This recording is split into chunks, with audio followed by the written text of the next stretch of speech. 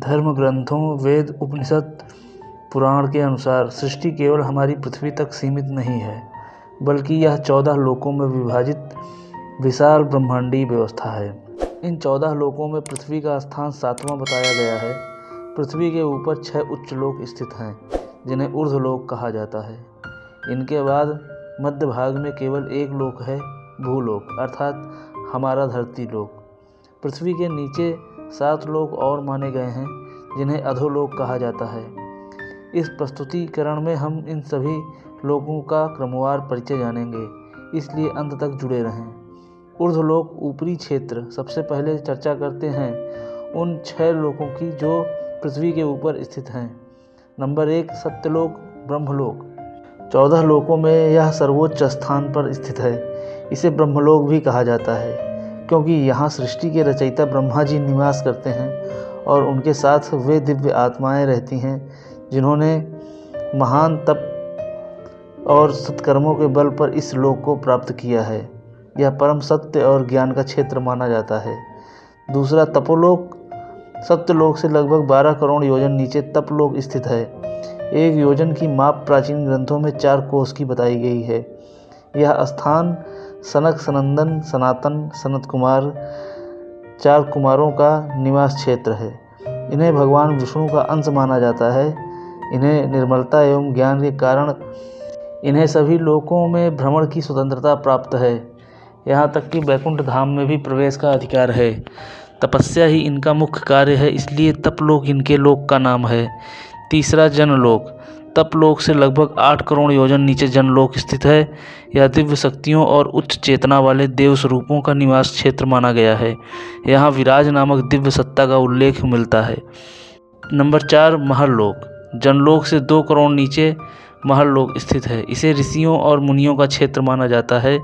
यहाँ रहने वाले महर्षि भूलोक और ऊर्ध्वलोकों में आ जा सकते हैं। इनकी आयु बहुत लंबी होती है। ब्रह्मा जी के एक दिन के बराबर जो मानव वर्षों में लगभग 432 करोड़ वर्ष मानी जाती है। जीवन पूर्ण होने पर इनके कर्मों के आधार पर तय होता है कि आत्मा ब्रह्मलोक को जाएगी या पुनः नीचे के लोकों में जन्म लेगी। 5, स्वर्गलोक। महरलोक से नीचे लगभग 32,000 योजन नीचे स्वर्गलोक स्थित है।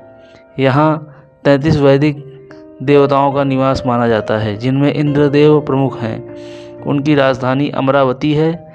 यहाँ गंधर्व, अप्सराएं और मरुत एवं दिव्य शक्तियाँ निवास करती हैं। स्वर्ग को ऐश्वर्य एवं सुख सुविधाओं से भरपूर लोक कहा गया है। यहाँ कामधेनु, ऐरावत हाथी, उच्चैश्रवा जैसे दिव्य रत्न समुद्र मंथन से प्राप्त हुए हैं। छठा, भूवर लोक। इस लोक में तपस्वी, ऋषि, दिव्य आत्माएं निवास करते हैं। ये लोग अपनी शक्ति से देवताओं की सहायता करते हैं। ये लोग अपने कर्मों से भूवर लोक से ऊपर के लोक में जाते हैं, या कर्म अच्छे न हों तो भूलोक में मनुष्य योनि या इससे भी निम्न योनि में जाना पड़ता है।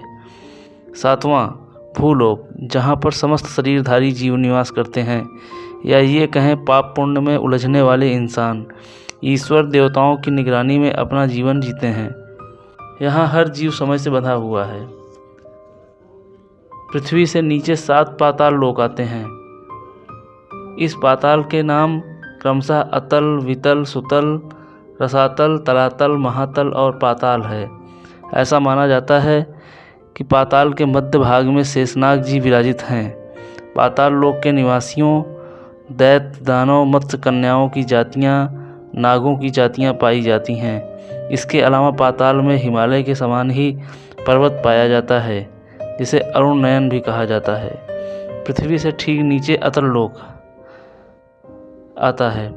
यहाँ पर बाला नामक असुर रहता है, जिसने 96 प्रकार की माया रची है।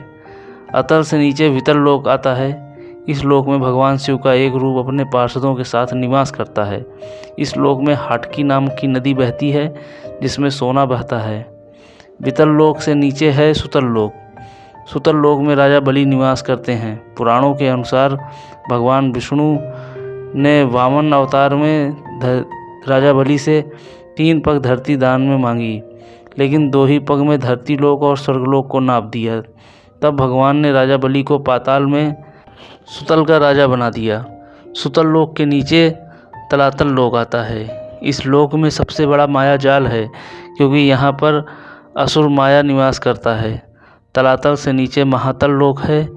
इस लोक में कद्रु से उत्पन्न अनेक नागों का समुदाय निवास करते हैं, जिनमें तक्षक, कालिया, सुशील नामक नाग आते हैं।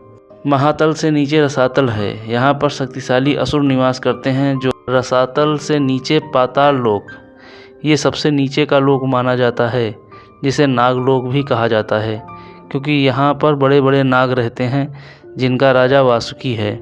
इस लोक में सूर्य का प्रकाश नहीं है, लेकिन मणिधारी नागों की मणि से यहाँ पर रोशनी बहुत अधिक रहती है। यह बहुत ही सुंदर लोक है। यहाँ पर सुंदर नदियाँ, सरोवर और वन हैं, जिनका वर्णन नारद जी ने किया है, क्योंकि नारद जी को हर जगह भ्रमण करने की शक्ति प्राप्त है। नारद जी ने इसका वर्णन स्वर्गलोक में किया है।